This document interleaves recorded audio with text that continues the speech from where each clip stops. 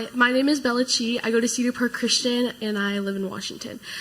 You touched on the topic of having guns is not inherently dangerous, but the people that use them can use them for dangerous reasons. Right.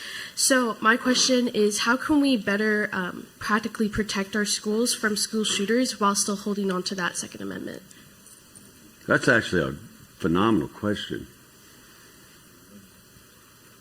Many of these questions have been phenomenal. This is what I meant when I started.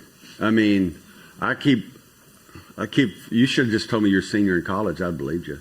I mean, your questions are so good. Keeping the schools, now this is a quick answer, keeping the schools safe is easy. They just don't want to do it. And when I say they, Trump wants to do it. Republicans in Congress want to do it. Republicans in the Senate want to do it, but Democrats don't. And they just don't. I'm not trying to even be mean or make things up. If they did, they would have done it by now. They've controlled all three branches at the same time a number of times in the last 20 years. They didn't do anything to make schools safe.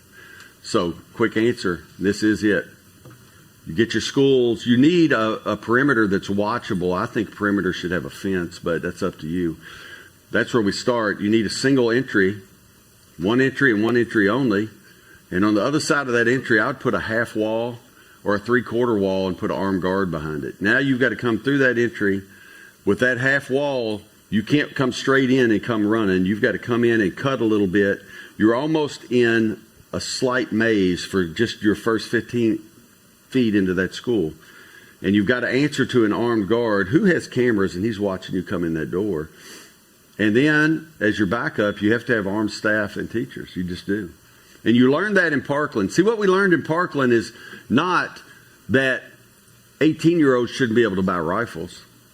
That's stupid. That's what you learned if you're a mouth-breathing leftist. None of you all are.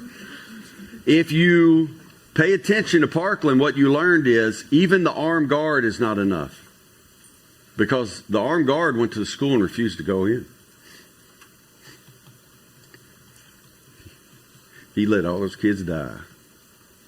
And if one teacher had been armed, and you say, well, that's your opinion. No, I hate to tell you it's not. Although it is, but I've got more than my opinion. The commission that investigated Parkland was headed by a sheriff who has spent his whole career opposing armed teachers. And after he had to sit down and watch the surveillance video, and he saw that shooter, he saw his gun jamming. He saw that shooter have to stop and reload 5 times. And that sheriff said, in any one of those 5 times, if a teacher had been armed, they'd have killed him and it had been over. So the teacher is not the first line of defense. The teacher's literally the last line of defense.